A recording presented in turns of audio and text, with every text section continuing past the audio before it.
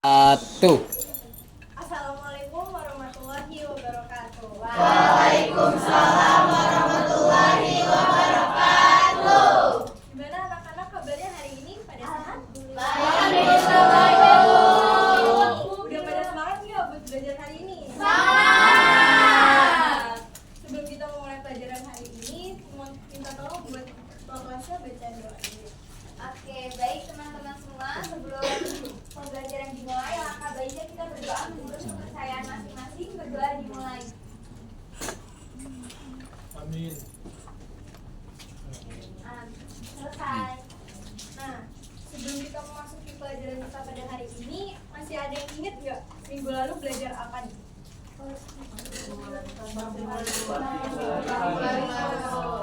Oke. Nah, bagus ya, berarti masih pada ingat. Nah, minggu ini kita akan belajar tentang permasalahan sosial akibat hubungan antar kelompok sosial.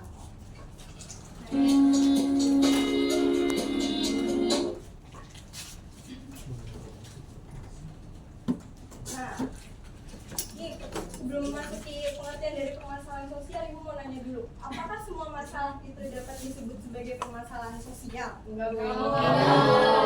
Kenapa? Ada yang tahu kenapa nggak? Saya Bu, karena permasalahan sosial itu merupakan masalah yang dirasakan banyak orang, mengganggu kehidupan bersama dan bertentangan dengan nilai-nilai masyarakat. Masalah pribadi yang hanya berdampak pada satu orang bukan termasuk permasalahan sosial. Nah, benar sekali ya. Benar. Jadi, suatu masalah pada umumnya dapat disebut sebagai permasalahan sosial jika membawa pengaruh bagi banyak orang. Permasalahan sosial juga dapat diartikan sebagai suatu kondisi sosial yang dipandang masyarakat berbahaya dan membutuhkan perbaikan. Nah, sekarang kan kita udah tahu nih pengertian dari permasalahan sosial. Ada yang bisa ngasih tahu contoh dari permasalahan sosial nggak? Saya Bu, Ya, apa? kayak kemiskinan, habis itu kayak pengangguran, itu salah satunya contoh permasalahan sosial. Nah, ya benar banget. Nah, kemiskinan dan pengangguran itu termasuk masalah sosial karena berpengaruh bagi banyak orang. Nah, selanjutnya itu ada faktor-faktor permasalahan sosial. Yang pertama itu ada faktor ekonomi seperti kemiskinan dan juga pengangguran yang seperti sudah disebutkan oleh Tia tadi. Nah, permasalahan sosial dari faktor ekonomi itu seperti kriminalitas. Nah, kriminalitas contoh spesifiknya itu seperti pencurian. Kan kita banyak menemukan nih orang-orang yang mencuri itu alasannya karena dia merasa tidak cukup atau karena dia miskin. Jadi dia untuk mencukupi kebutuhannya dia akhirnya mencuri. Terus selanjutnya ada faktor pendidikan. Nah, faktor pendidikan seperti kurangnya akses yang tidak merata, lalu perbedaan jenjang pendidikan yang diemban itu juga dapat mempengaruhi prospek pekerjaan yang akan si orang tersebut nanti. Terus selanjutnya ada faktor budaya. Nah, faktor budaya itu bukan cuma suku ya, misalkan suku Batak, Jawa, Sunda, itu bukan cuma suku, tapi juga ras, ada nilai, ada norma, dan yang lain-lain. Nah, faktor budaya itu harus diiringi dengan toleransi. Jika tidak diiringi dengan toleransi, maka akan terjadinya diskriminasi. Terus selanjutnya ada faktor politik. Nah, faktor politik itu contohnya seperti kebijakan pemerintah yang hanya menguntungkan oknum-oknum tertentu, apalagi kalangan-kalangan atas. Jadi masyarakat kecil itu kadang merasa tidak adil dengan kebijakan-kebijakan tersebut. Sampai di sini pada paham? Paham Bu. Nah, selanjutnya ini Ibu mau kalian mengamati gambar ini. Lalu nanti nggak usah dicatat ya, ini langsung ngomong aja. Nanti masing-masing nomor yang jawab satu orang. Boleh siapa aja? Ada yang mau jawab nomor satu? Ya Bu, Boleh, Adel? Boleh, silakan. Yang gambar pertama itu di gambar itu kelihatan kalau ada warga yang hidupnya itu pas-pasan dengan rumah-rumahnya itu berdiri di daerah yang langganan banjir, terus juga jalanannya itu jelek, dan karena pendidikan mereka minim, jadinya kesadaran soal kebersihan serta kesehatan mereka juga rendah. Nah, Lalu ada yang mau menjawab nomor 2? Ya boleh Lutfia. Kondisi ini tuh jelas banget soal masalah sosial tuh, gimana kesenjangan dengan wilayah lain tuh terlihat banget. Warganya gampang kena banjir, itu juga bikin rugi besar. Dan juga kalau pemerintahan nggak kasih bantuan nih, situasinya bakal makin parah buat semua orang di sana. Ya benar banget. Nah ada yang mau jawab nomor 3? Ya boleh Alia. Nah kalau nomor 3, pemandangan kain itu banyak yang besar karena orang numpuk pindah ke kota. Hunian jadi padat dan asal jadi. Banyak yang akhirnya tinggal di pinggiran rumah, sementara kerjaan susah dan kemampuan mereka terbatas, jadi susah banget buat yang miskin. Nah benar banget tadi yang dijawab oleh Adel, Lutfia dan juga Alia. Nah berarti sampai di sini udah pada paham ya? Paham. Selanjutnya itu kita masuk ke pengelompokan sosial. Nah, Ibu mau nanya dulu nih, apakah pengelompokan sosial itu termasuk sebuah permasalahan sosial? Iya.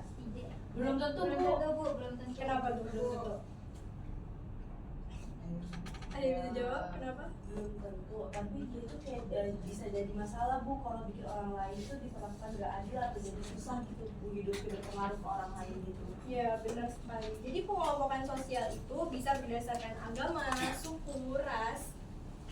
Sebenarnya kan pengelompokan sosial itu tidak ada masalah, namanya keberagaman dong berarti. Tapi kalau tidak diiringi dengan toleransi, maka menjadi permasalahan sosial seperti itu ya. Ya,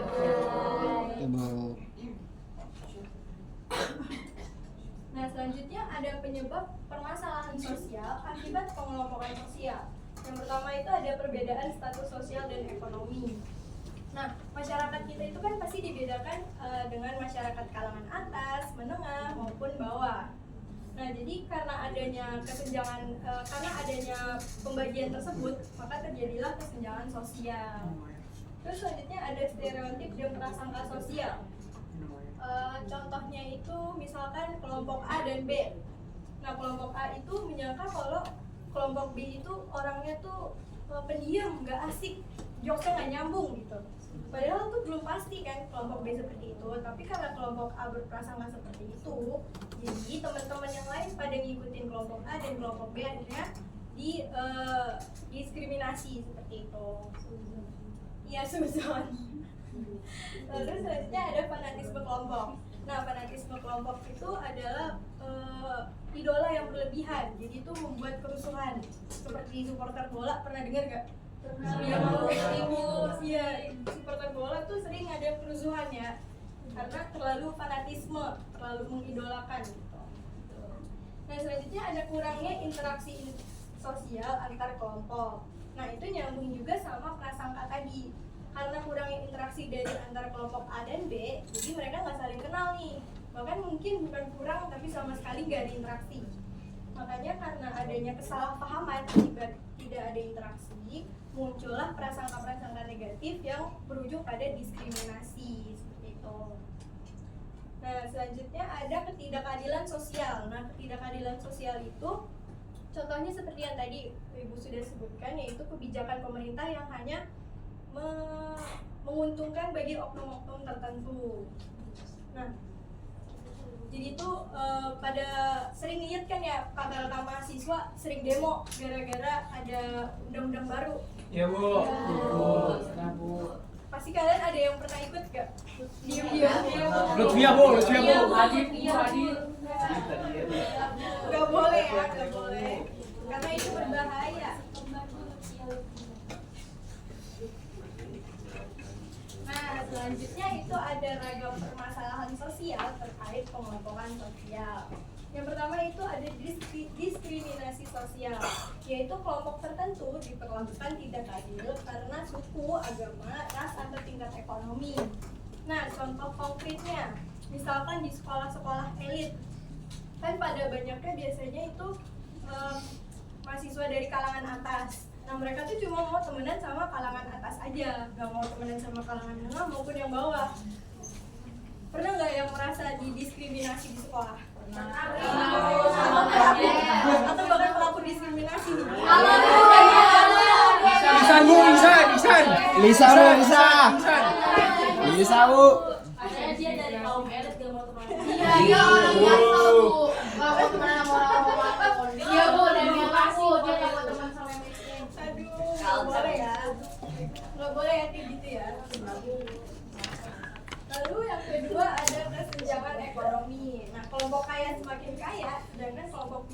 semakin tertinggal. Kenapa bisa seperti ini? Karena kelompok kaya itu biasanya mereka mempunyai akses yang lebih mudah nih buat jenjang pendidikan lebih tinggi ataupun tentang relasi mereka biasanya lebih luas. Sedangkan kelompok miskin itu tidak seluas kelompok kaya. Makanya kelompok kaya semakin kaya sedangkan kelompok miskin semakin tertinggal. Nah, yang ketiga itu ada stigma dan labeling. Masyarakat memberi cap negatif pada kelompok tertentu. Nah, misalkan Jalmi ketahuan mencuri nih.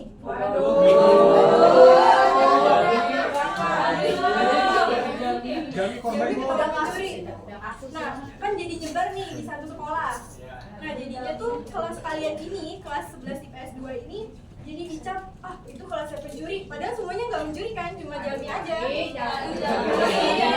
Kurang-kurangin.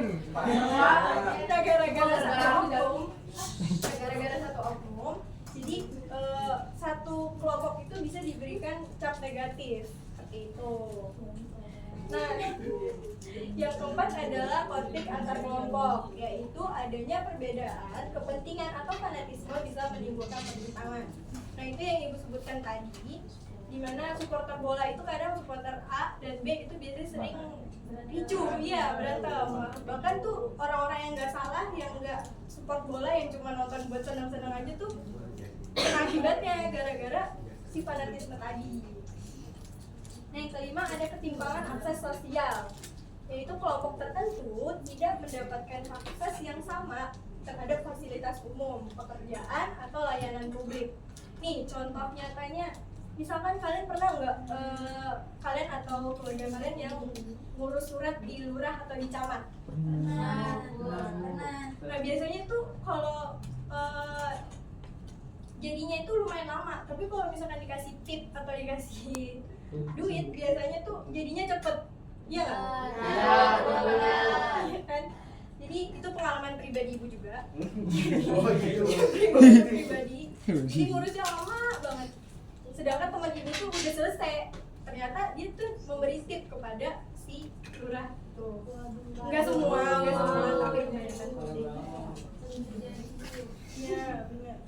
Yang keenam itu pengucilan atau eksklusi sosial, yaitu kelompok minoritas sering dikucilkan dari kehidupan sosial. Nah, ini tuh misalkan di daerah A itu, di suatu daerah itu dominasinya, mayoritasnya itu dari suku A. Sebut aja tuh misalkan di daerah asal ibu, di Riau itu biasanya Melayu. Nah, biasanya tuh kalau misalkan di Melayu, jadi mereka tuh di Riau itu ada juga suku-suku kecil nih, kayak misalkan ada Minang juga, terus ada Batak juga, dan kadang ibu juga ada beberapa kali menemukan oknum-oknum yang mengucilkan kelompok minoritas, kayak maunya temenan sama suku kita aja, nggak usah sama mereka gitu. Itu Fatihah, Bu. Dia cuma motoran apa suka jonggol. Fatihah dari mana? Jonggol. Dari Sunda, Bu. Dari Sunda. Ada orang polis sama yang Jawa-Jawa aja. Aduh, sukanya Jawa ya Del ya. Aduh, itu jauh ya mainnya. Nah, sampai di sini semuanya paham? Alhamdulillah. Nah, ini selanjutnya ada penelitian berbasis pemecahan masalah sosial. Nah, dari bagian ini ingin memberikan kalian tugas nih. Per kelompok aja, satu kelompoknya itu kira-kira 4-5 orang, nggak usah jauh-jauh ya, nggak usah dari pojok sini ke sana, nggak usah. Di satu baris aja. Terus satu kelompok akan mempresentasikan hasil diskusinya mereka, dan nanti akan mendapatkan hadiah. Yeay! Terima kasih, Bu.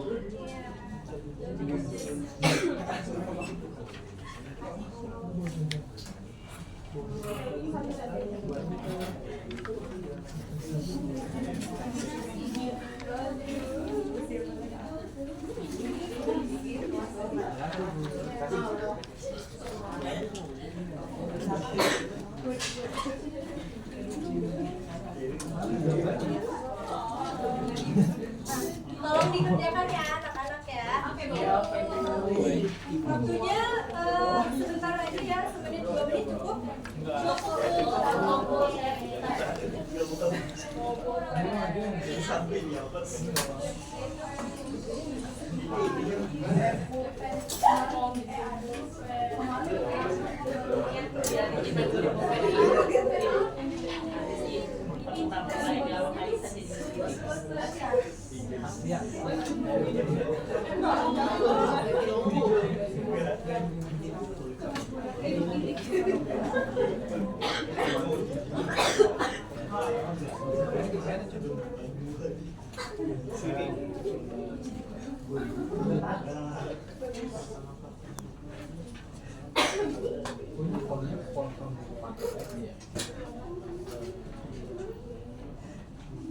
Apa udah selesai?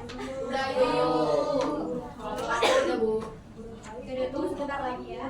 Bu, kelompok Jack belum ngerjain Bu. Aduh, orang pinter. Lihat Bu, Jack nggak mau ngerjain Bu. Jack diem dong lu, Jack Jack nggak lu. mau ngerjain Bu. Jamin juga nih Bu.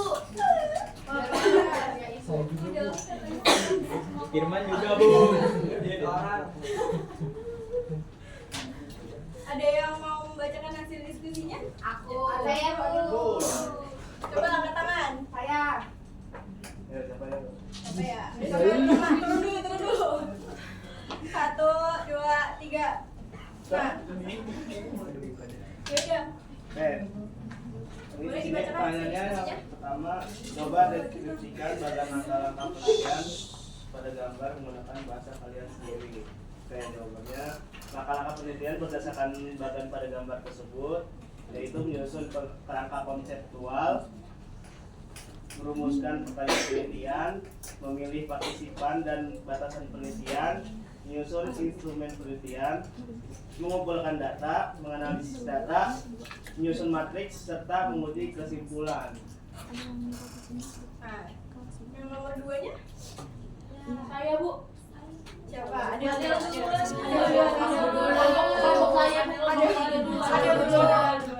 Oke, buat yang perbedaan penelitian kualitatif dan kuantitatif itu di bagian yang aspek keunggulan. Kualitatifnya itu deskripsi dan interpretasi informan dapat diteliti secara mendalam.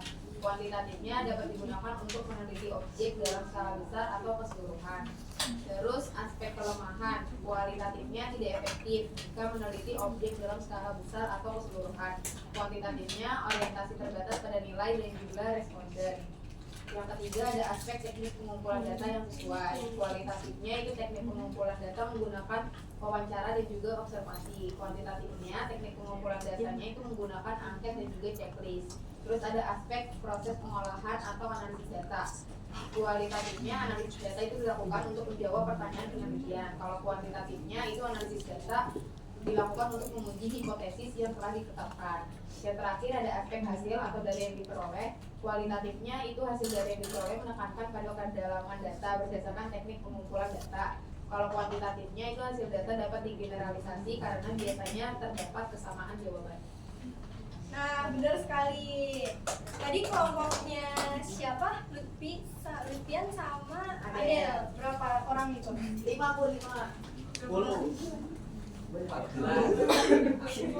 Aduh, jangan Kelompok Fatihah kayak Ini kelompok enggak? Iya, kelompok Bu. Ini berapa? Terima kasih Bu.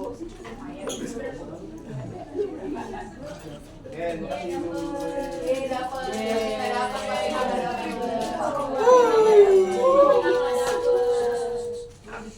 Bu di CPAC Bu. Aduh, kamu kurang dekat angkat tangannya. Nah, selanjutnya berarti udah pada ngerti kan ya cara menyusun pemecahan masalah sosial? Sudah Bu. Nah, selanjutnya ada kesimpulan. Boleh tolong satu orang bacakan kesimpulannya? Siapa? Oh saya baik Bu.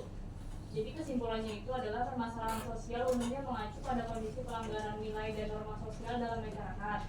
Permasalahan sosial menimbulkan dampak mendapat keresahan masyarakat dan membawa kerugian. Rumusan rekomendasi pemecahan masalah sosial dalam masyarakat dapat optimal jika dilakukan melalui penelitian sosial. Oleh karena itu, keterampilan mengkomunikasikan hasil penelitian sangat penting kalian kuasai. Nah, karena sudah kesimpulan berarti kita udah selesai nih pembelajarannya. Tapi ibu punya tugas buat kalian. Ya. Gitu sih. Jangan Bu. Nah, tugasnya itu kalian cari satu kasus dan kalian selesaikan pemecahan masalah sosial berbasis dengan bagian ini ya. Nah, ibu mau dikumpulkan minggu depan di meja ibu ya. Jangan sampai ada yang nggak mengerjakan. Nah, karena udah jam segini berarti udah mau istirahat ya? Iya. Karena udah selesai juga pembelajarannya, kita akhiri pembelajaran kita di sini. Apabila ada kesalahan ibu mohon maaf ya. Wassalamualaikum warahmatullahi wabarakatuh. Waalaikumsalam warahmatullahi wabarakatuh.